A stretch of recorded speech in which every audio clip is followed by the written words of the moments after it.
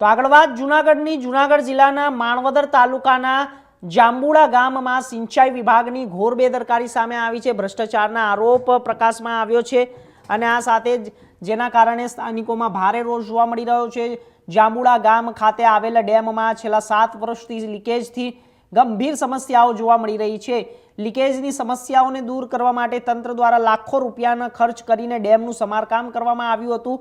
અત્યંત આશ્ચર્યની વાત એ છે કે લાખો રૂપિયાનો ધુમાડો કરીને કરવામાં આવેલું આ સમારકામ પૂર્ણ થયાના માત્ર 15 દિવસમાં નિષ્ફળ ગયું અને આ ઘટનાને પગલે સિંચાઈ વિભાગની કામગીરી સામે અનેક સવાલો ઊભા થયા છે। લાખો રૂપિયાના સરકારી ખર્ચ છતાં પણ જો માત્ર 15 દિવસમાં જ આવી સ્થિતિ સર્જાતી હોય તો તેની પાછળ વપરાયેલી સામગ્રી અને કામની ગુણવત્તા પર શંકાના વાદળો ઘેરાયેલા છે।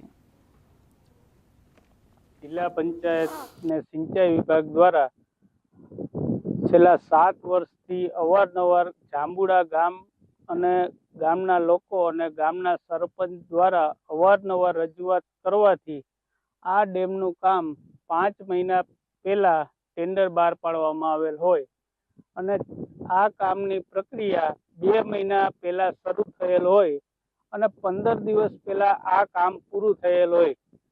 છેલ્લા 7 વર્ષથી આ ડેમમાં ડેમ લીકેજ હોવાને કારણે જાંબુડા ગામના લોકો વારંવાર રજૂઆત કરવાથી આ ડેમનું કામ પરિપૂર્ણ થયેલ હોય। આ ડેમમાં લીક થઈ અને ડેમ તૂટે નહીં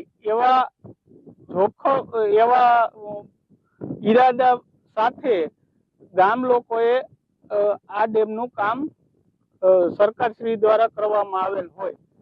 આ ડેમનું કામ 15 દિવસ પહેલા થયેલ હોય જ્યારે 15 દિવસ બાદ એક વરસાદ થતા આ ડેમ ચારે જગ્યાએથી ડેમનું લીકેજ થયેલ છે।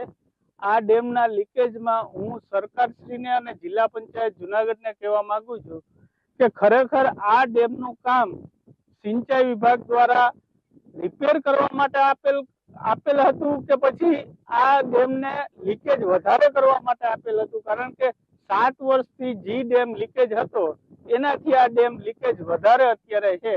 આ ડેમ તૂટવાથી આગળનું ગામ જાંબુડા અને ગાયત્રી મંદિર વિસ્તાર માણાવદર એ તમામ ગામને આ ટૂંકમાં ડેમનું પાણી આવરી લેશે અને આ લોકોની જાનહાનિનો ખતરો આ ડેમના તૂટવાથી રહેશે। અન્ય આ ડેમ ઘણા વર્ષોથી લીકેજ હતો અને આ ડેમ આ જિલ્લા પંચાયત વિભાગ નીચે આવેલો છે। અવારનવાર રજૂઆત કરવા છતાં વર્ષોથી આ ડેમ આ વર્ષે રિપેર કરવામાં આવ્યો છે। છેલ્લા ચોમાસામાં હતો એથી વધારે ડેમેજ છે તો તાત્કાલિક રિપેર કરી અને આ જો ડેમ તૂટશે તો નીચેનો જાંબુડા ગામ છે એ એમાં ભયના ઓછા નીચે જીવે છે અને આ ડેમ તૂટવાના અને જો ખેડૂતની જમીનોને ઘણું પણ ધોવાણ થાય એમ છે અને આથી માણાવદરનો જે ગાયત્રી મંદિર વિસ્તાર છે એ વિસ્તારની અંદર પાણી પણ એમ કે એ વિસ્તારમાં ઘૂસી જાય તો વહેલામાં વહેલું રિપેર કરવું। આની મેં ટેલિફોનિક ભાઈ ગઢવી સાહેબ કાર્યપાલક અને ભાઈ આપણા ભાઈ કાંબલા સાહેબ ડેપ્યુટી સાહેબને રજૂઆત કરેલ પણ અધિકારીઓની કોઈ આ બાબતની કોઈ ગંભીરતા કે નોંધ લેતા નથી। તો વહેલામાં વહેલી તકે સરકારને મારી વિનંતી છે કે આનું તાત્કાલિક મરામત કરી અને ડેમને વ્યવસ્થિત પાછો। તો એક મોટા સમાચાર